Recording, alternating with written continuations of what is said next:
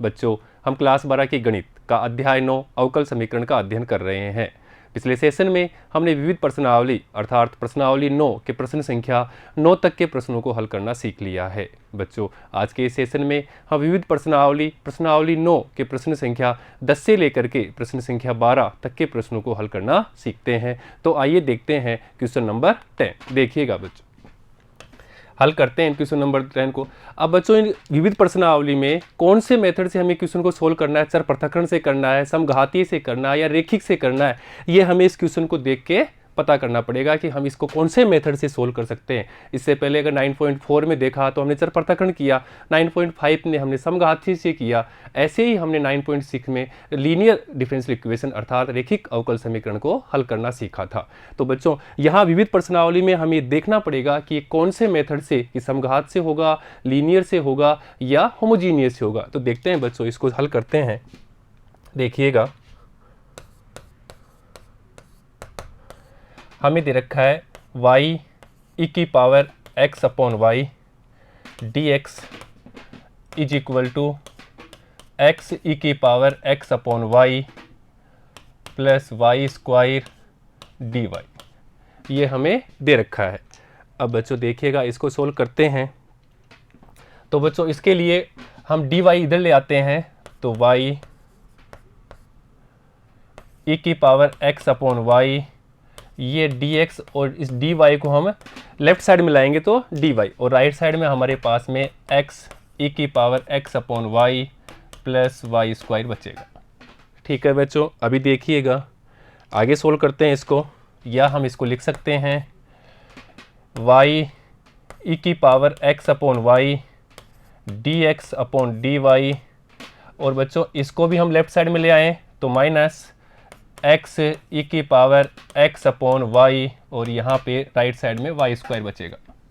ठीक है, आगे देखिएगा। नेक्स्ट स्टेप में हम e की पावर x अपॉन y अगर इन दोनों से यहाँ से कॉमन ले लेते हैं तो देखिएगा e की पावर x अपॉन y हमने कॉमन ले लिया, तो यहाँ तो बचेगा y dx अपॉन dy, यहाँ पे x बच गया is equal to y square. ठीक है बच्चों, आगे देखिए,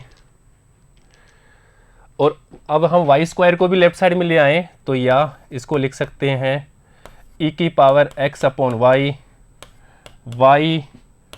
dx upon dy minus x, और ये ले लिया हमने y को इधर ले आया लेफ्ट साइड में तो ये y स्क्वायर हो गया, और यहाँ पे बच्चों राइट साइड में 1 बच गया। अब देखिएगा, यदि हम e की पावर x अपॉन y को z मान लेते हैं, प्रतिस्थापन विधि यूज कर लेते हैं, और y के सापेक्ष इसका हम क्या करते हैं, अवकलन करते हैं। y के सापेक्ष अवकलन करने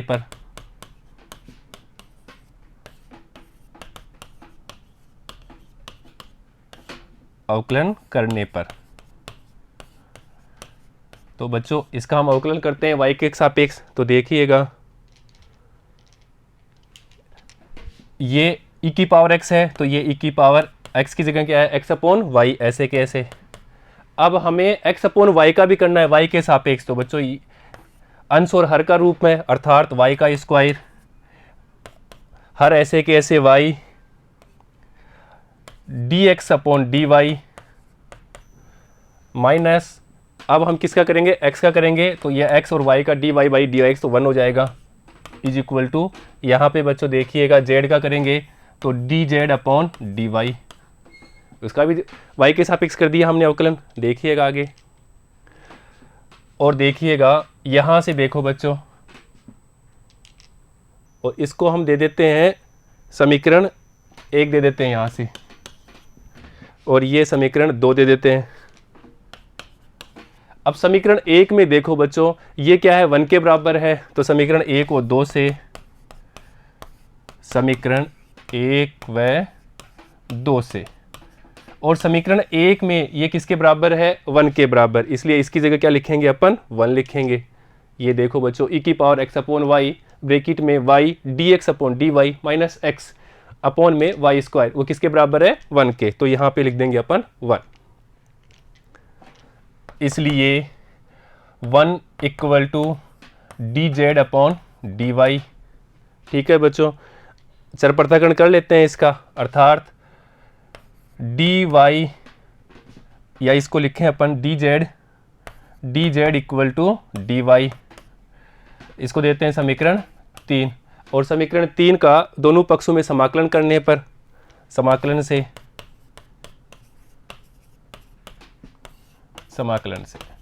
तो बच्चों ये समाकलन किया डी जेड और यहाँ पे डी वाई। तो डी जेड का समाकलन जेड तो जेड, और डी वाई का वाई, ये वाई और ये कांस्टेंट। जेड का मान हमने माना था, वापस रख देते हैं, जेड बराबर ई की पावर एक्स अपॉन वाई रखने पर यही हमने माना था। जेड बराबर, देखिएगा यहाँ से जेड बराबर ई की पावर एक्स अपॉन वाई, वो यहाँ पे रख देते हैं। इसलिए ई की power X upon Y is equal to Y plus C, और यही हमारा व्यापक हल है बच्चों, उस अवकल समीकरण का व्यापक हल है। और हमें व्यापक हल ही पूछा है और यही हमारा आंसर है। देखिएगा,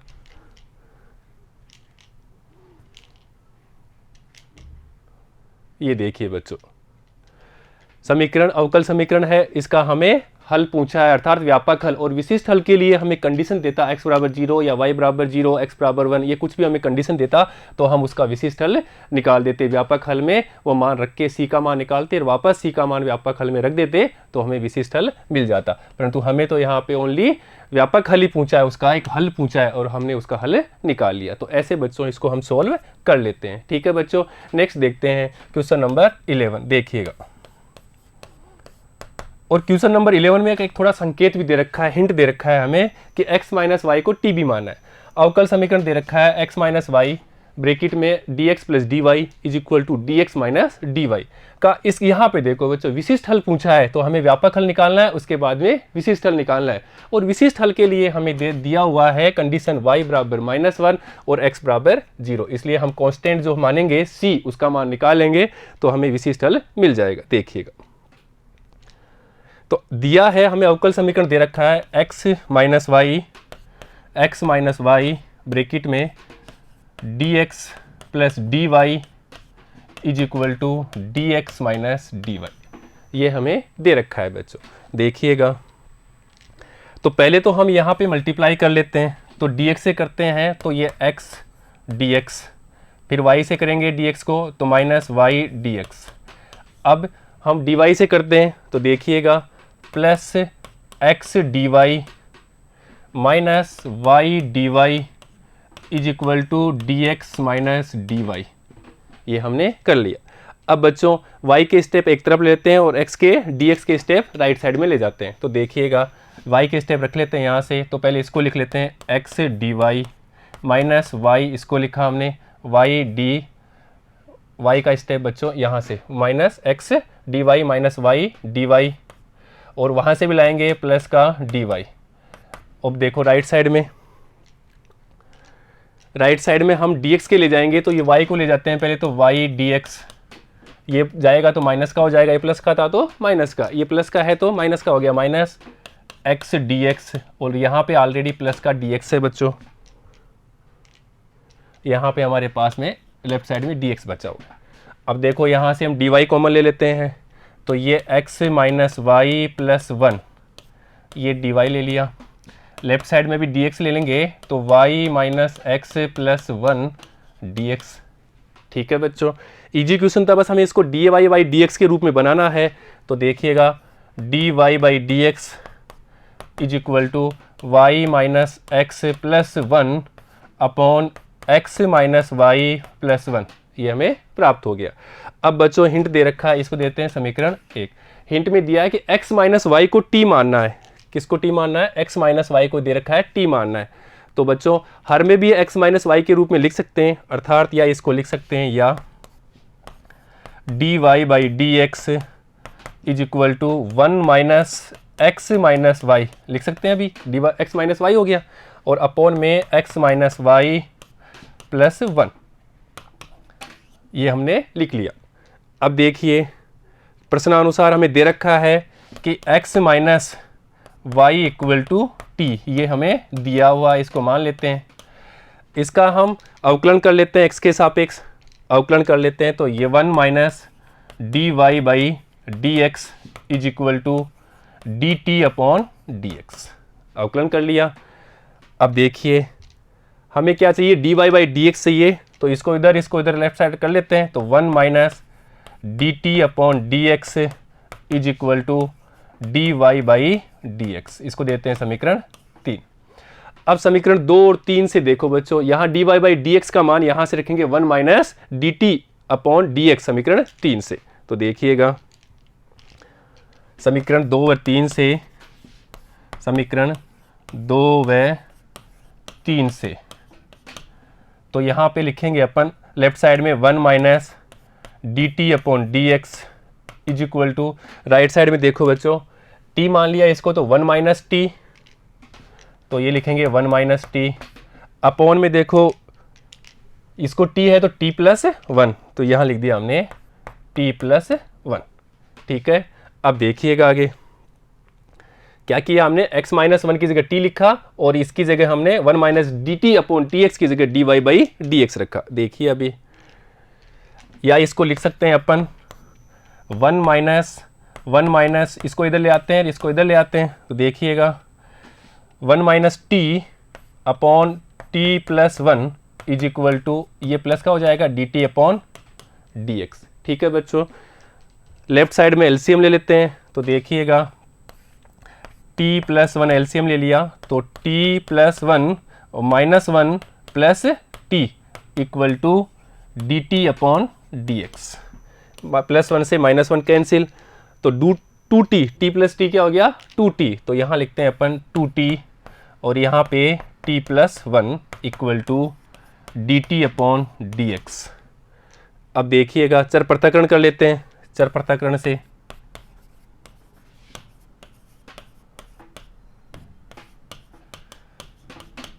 तो देखिएगा चर पृथक्करण कर लेते हैं इसका।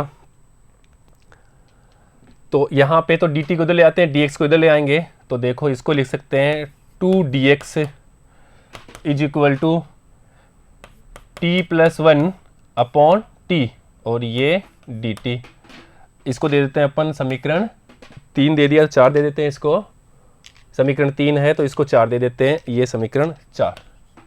और समीकरण 4 का समाकलन करने पर, समाकलन से दोनों पक्षों में समाकलन करते हैं, इसलिए 2 कांस्टेंट बाहर है, यहाँ तो dx और राइट साइड में देखो इसको लिख सकते हैं अलग अलग करेंगे, तो t तो ये हो जाएगा dt, t o t d t, और इसको लिखेंगे 1 अपॉन टी डी टी, अलग अलग भी कर लिया और समाकलन भी कर लेते हैं अभी।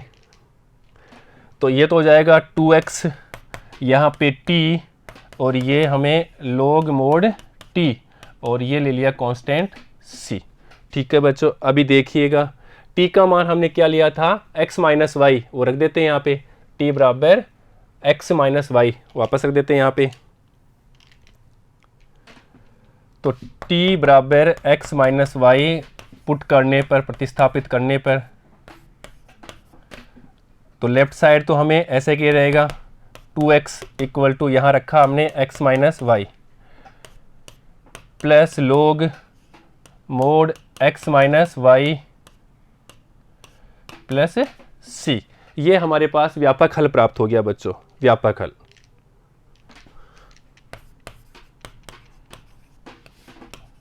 व्यापक हल मिल गया हमें। पर अब हमें दे रखा है कि कंडीशन दे रखी है कि विशिष्ट हल निकालना है इस क्वेश्चन में, और उसके लिए मैं x और y का मान दे रखा है। तो बच्चों यहाँ से हम x और y का मान ले लेते हैं और इस समीकरण में रख देते हैं। देखिएगा y बराबर -1 और x बराबर 0 रख देते हैं।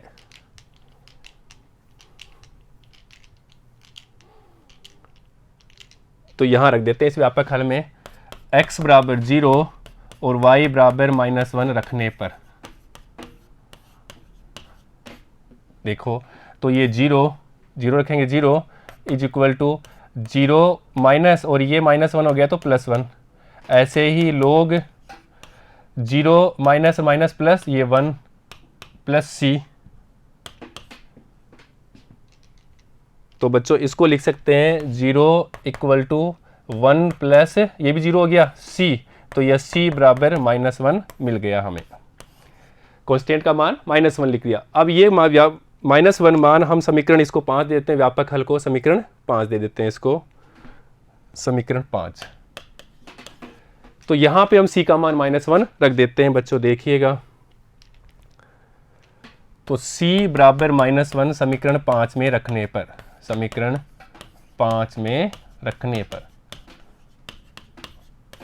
अर्थात व्यापक हल में ये मान c का मान रख देते हैं। तो देखिएगा, इसलिए 2x is equal to x minus y plus log mod x minus y, और c की जगह रख दिया हमने -1। अब इसको सोल्व कर सकते हैं। तो देखिएगा, इसको x को इधर लाएंगे तो -x हो जाएगा, 2x माइनस x, तो यहाँ पे तो x, इसको लाएंगे माइनस को तो ये y का हो जाएगा, और -1 को भी हम लेफ्ट लाएंगे तो ये +1, और ये राइट साइड में log x माइनस वाई, और ये हमारा विशिष्ट हल है। या तो इसको और ऐसे लिख सकते हैं, log x minus y is equal to x plus y plus 1, और यही हमारा विशिष्ट हल है।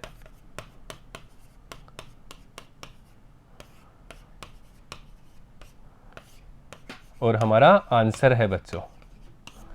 अच्छा क्वेश्चन है, नोट करिएगा। नेक्स्ट देखते हैं क्वेश्चन नंबर 12। और क्वेश्चन नंबर 12 में हमें दे रखा अवकल समीकरण, डिफरेंशियल इक्वेशन। कौन सा है? ये अवकल समीकरण दे रखा है, और यहाँ पे हल दे रखा है, अर्थात हमें क्या निकालना है? व्यापक हल ही निकालना है। अब आपको पता लग गया होगा कि अगर विशिष्ट हल निकालना होता तो हमें कंडीशन x का और y का मान कुछ देता, वहाँ से हमें c का मान मिल जाता, और वो c का मान वापस हम व्यापक हल में रखेंगे तो हमें विशिष्ट हल मिल जाता।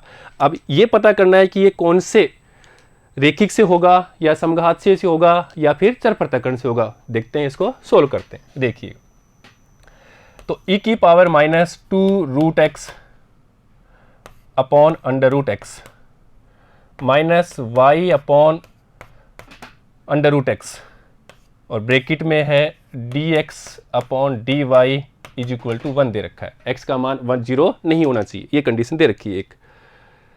सबसे पहले तो हम इसको लिख सकते हैं, या e की power -2√x upon √x minus y upon √x, और इसको हम उधर भेजेंगे तो ये हो जाएगा dy/dx।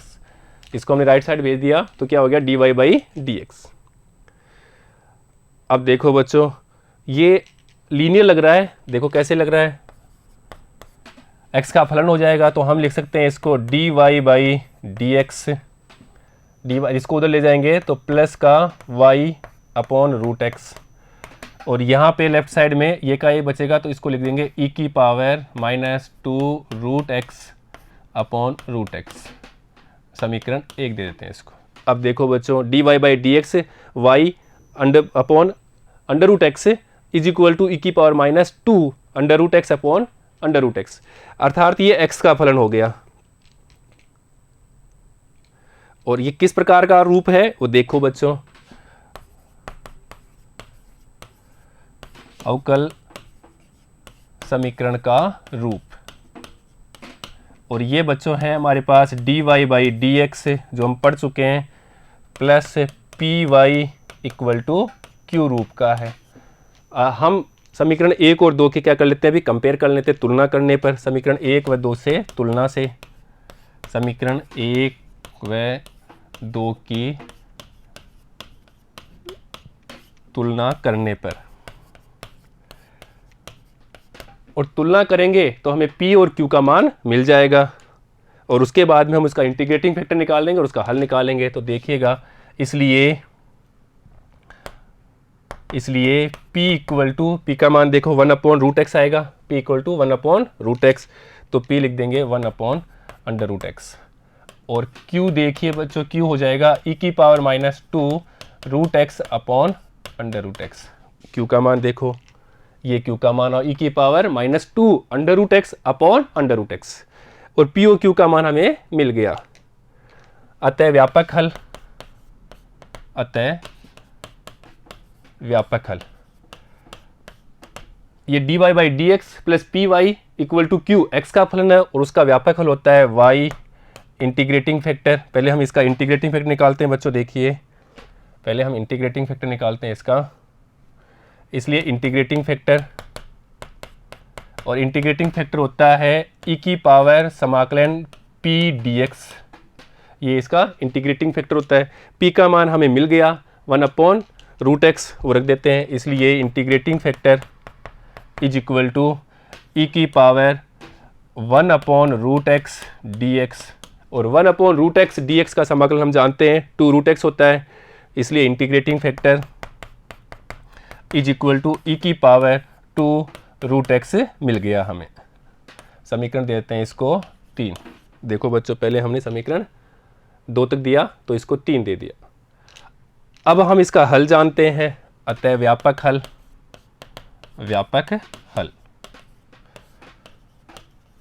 और व्यापक हल होता है y integrating factor is equal to समाकलन q integrating factor dx plus c। ये इसका इंटीग्रेटिंग फैक्टर है, हम पढ़ चुके हैं और हमें आता भी है। और हर क्वेश्चन में इसको लिखना है बच्चों, अगर ये dy by d x x का फलन हो तो हमें ऐसा लिखना है, और y का फलन होता है ये, तो x integrating factor q integrating factor dy plus c होता, देखिएगा।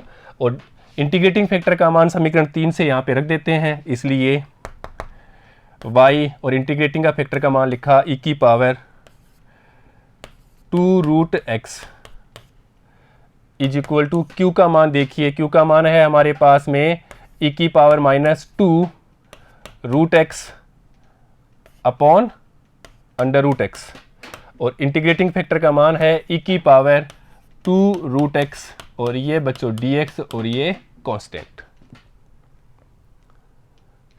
देखिए ये कैंसिल हो गया, या इसको लिख देंगे अपन y e की पावर 2√x